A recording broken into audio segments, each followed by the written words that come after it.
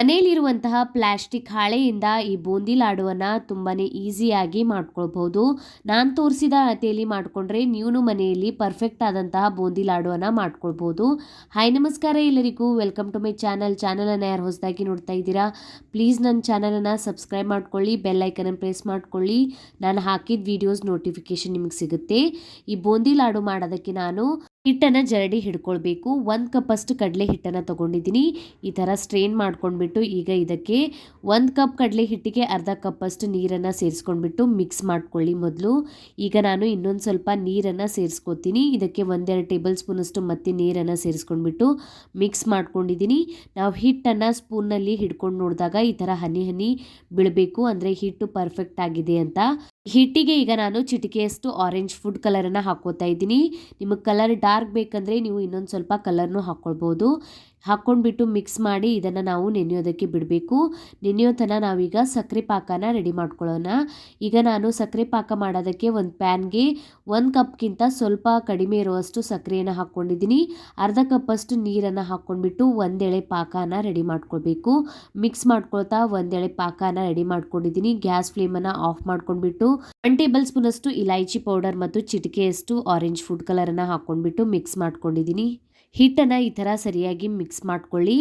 ಈ ಬೂಂದಿ ಲಾಡು ಮಾಡೋದಕ್ಕೆ ನಾನು ಹಾಲಿನ ಪ್ಯಾಕೆಟನ್ನು ತೊಗೊಂಡಿದ್ದೀನಿ. ನೀವು ಉಪ್ಪಿನ ಪ್ಯಾಕೆಟ್ನು ತೊಗೊಳ್ಬೋದು ಅಥವಾ ಎಣ್ಣೆ ಪ್ಯಾಕೆಟ್ನು ತೊಗೊಳ್ಬೋದು. ಪೈಪಿಂಗ್ ಬ್ಯಾಗ್ನು ಯೂಸ್ ಮಾಡ್ಕೊಂಡ್ಬಿಟ್ಟು ಈ ಬೂಂದಿಯನ್ನು ಮಾಡ್ಕೊಳ್ಬೋದು. ಇದನ್ನು ಸರಿಯಾಗಿ ವಾಶ್ ಮಾಡಿ ತೊಗೊಂಡಿದ್ದೀನಿ. ಇದರೊಳಗೆ ಹಿಟ್ಟನ್ನು ಸೇರಿಸ್ಕೊಂಡ್ಬಿಟ್ಟು ಮೇಲ್ಗಡೆಯಿಂದ ನಾವು ಒಂದು ರಬ್ಬರ್ ಬ್ಯಾಂಡನ್ನು ಗಟ್ಟಿಯಾಗಿ ಹಾಕ್ಕೊಳ್ಳಿ. ಈ ರಬ್ಬರ್ ಬ್ಯಾಂಡ್ ಹಾಕೊಳ್ಳೋದ್ರಿಂದ ಈಸಿಯಾಗಿ ಹಿಡಿಯೋಕ್ಕೆ ಬರುತ್ತೆ ಮತ್ತು ಹಿಟ್ಟು ಕೆಳಗಡೆ ಸೋರೋದಿಲ್ಲ. ನಾನು ಸಣ್ಣ ಹೋಲನ್ನು ಮಾಡ್ಕೊಂಡಿದ್ದೀನಿ. ಸಣ್ಣ ಸಣ್ಣ ಬೂಂದಿಗಳಿಂದ ನಾನು ಬೂಂದಿ ಲಾಡುವನ್ನು ಮಾಡ್ತಾ ಇದ್ದೀನಿ. ಅದಕ್ಕಾಗಿ ಈ ಥರ ಸಣ್ಣ ಕಟ್ ಮಾಡ್ಕೊಂಡ್ಬಿಟ್ಟು ಈಗ ಎಣ್ಣೆಯನ್ನು ಬಿಸಿ ಮಾಡೋದಕ್ಕೆ ಇಟ್ಟಿದ್ದೀನಿ. ಎಣ್ಣೆ ಸರಿಯಾಗಿ ಬಿಸಿ ಆಗಿರಬೇಕು.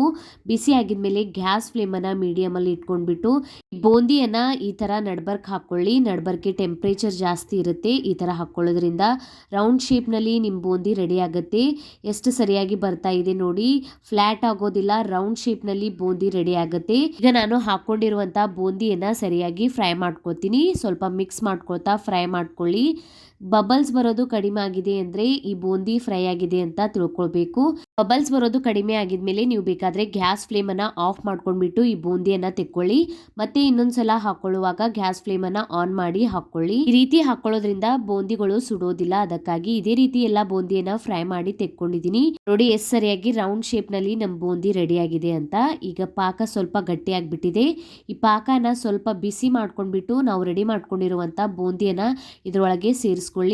ಬಿಸಿ ಇರಬೇಕು ಪಾಕ, ಅಂದ್ರೇ ಲಾಡು ಸರಿಯಾಗಿ ಬರುತ್ತೆ. ಅದಕ್ಕಾಗಿ ಈಗ ಪಾಕದಲ್ಲಿ ನಾನು ಬೂಂದಿಯನ್ನು ಹಾಕೋತಾ ಇದ್ದೀನಿ. ಹಾಕೊಂಡ್ಬಿಟ್ಟು ಇದನ್ನು ಸ್ವಲ್ಪ ಮಿಕ್ಸ್ ಮಾಡ್ಕೊಳ್ಳಿ. ಮಿಕ್ಸ್ ಮಾಡ್ಕೊಂಡ್ಬಿಟ್ಟು ನಿಮಗೆ ಇಷ್ಟ ಬಂದಂತಹ ಡ್ರೈ ಫ್ರೂಟ್ಸನ್ನು ಇದರೊಳಗೆ ನೀವು ಹಾಕ್ಕೊಳ್ಬೋದು. ನಾನಿಲ್ಲಿ ತರ್ಬೂಜದ ಬೀಜಗಳನ್ನು ಹಾಕ್ಕೊಂಡಿದ್ದೀನಿ. ಹಾಕ್ಕೊಂಡ್ಬಿಟ್ಟು ಮಿಕ್ಸ್ ಮಾಡ್ಕೊಂಡಿದ್ದೀನಿ. ಮಿಕ್ಸ್ ಮಾಡಿ ಇದಕ್ಕೆ 1-2 ಟೇಬಲ್ ಸ್ಪೂನಷ್ಟು ತುಪ್ಪನ ಹಾಕೋತಾ ಇದ್ದೀನಿ. ಇಲ್ಲಿ ಬೂಂದಿನ ಫ್ರೈ ಮಾಡಿದ್ರು ಕೂಡ ತುಪ್ಪ ಹಾಕೊಳ್ಳೋದ್ರಿಂದ ತುಪ್ಪದ ಟೇಸ್ಟ್ ಬರುತ್ತೆ ಇದರೊಳಗೆ. ಅದಕ್ಕಾಗಿ ಇದ್ರ ಮೇಲೆ ಮುಚ್ಚಳ ಮುಚ್ಚಿ ನೀವು ಒಂದು 15 ನಿಮಿಷ ಇದನ್ನು ಬಿಟ್ಬಿಡಬೇಕು. 15 ನಿಮಿಷ ಆಗಿದ್ಮೇಲೆ ಸ್ವಲ್ಪ ಬೆಚ್ಚಗಿರುವಾಗನೇ ಲಾಡುವನ್ನು ಮಾಡ್ಕೊಳ್ಳಿ, ಇಲ್ಲಾಂದರೆ ಆಮೇಲೆ ಲಾಡು ಕಟ್ಕೊಳ್ಳೋಕ್ಕೆ ಆಗೋದಿಲ್ಲ. ಅದಕ್ಕಾಗಿ ಕೈಗೆ ತುಪ್ಪನ ಹಚ್ಕೊಂಡ್ಬಿಟ್ಟು ನಾನು ಮೀಡಿಯಂ ಸೈಜ್ ಲಾಡುವನ್ನು ರೆಡಿ ಮಾಡ್ಕೊಂಡಿದ್ದೀನಿ. ತುಂಬಾ ಈಸಿಯಾಗಿ ನೀವು ಫಸ್ಟ್ ಟೈಮ್ ಏನಾದರೂ ಈ ಲಾಡುವನ್ನು ಟ್ರೈ ಮಾಡ್ಬೇಕು ಅಂದ್ಕೊಂಡಿದ್ರೆ ಟ್ರೈ ಮಾಡಿ. ನಾನು ತೋರಿಸಿದ ಅಳತೆಯಲ್ಲಿ ಮಾಡಿಕೊಂಡ್ರೆ ಪರ್ಫೆಕ್ಟ್ ಆದಂಥ ಲಾಡುವನ್ನು ನೀವು ಮಾಡ್ಕೊಳ್ಬೋದು. ಕಮೆಂಟ್ ಒಳಗೆ ತಿಳಿಸಿ ವಿಡಿಯೋ ಹೇಗೆ ಅನ್ನಿಸ್ತಂತ. ವಿಡಿಯೋ ಇಷ್ಟ ಆಗಿತ್ತಂದ್ರೆ ವಿಡಿಯೋಗೊಂದು ಲೈಕ್ ಮಾಡಿ, ಫ್ಯಾಮಿಲಿ ಮತ್ತು ಫ್ರೆಂಡ್ಸ್ ಜೊತೆ ಶೇರ್ ಮಾಡ್ಕೊಳ್ಳಿ. ಇದೇ ರೀತಿಯ ವೀಡಿಯೋಸನ್ನು ನೋಡೋಕೆ ನನ್ನ ಚಾನಲನ್ನು ಪ್ಲೀಸ್ ಸಬ್ಸ್ಕ್ರೈಬ್ ಮಾಡ್ಕೊಳ್ಳಿ, ಬೆಲ್ ಐಕನನ್ನು ಪ್ರೆಸ್ ಮಾಡ್ಕೊಳ್ಳಿ. ನಾನು ಹಾಕಿದ ವೀಡಿಯೋಸ್ ನೋಟಿಫಿಕೇಶನ್ ನಿಮಗೆ ಸಿಗುತ್ತೆ. ನಂಗೆ ನೀವು ಇನ್ಸ್ಟಾಗ್ರಾಮ್ ಫೇಸ್ಬುಕ್ಕಿಗೂ ಫಾಲೋ ಮಾಡ್ಕೊಳ್ಬೋದು. Thank you for watching.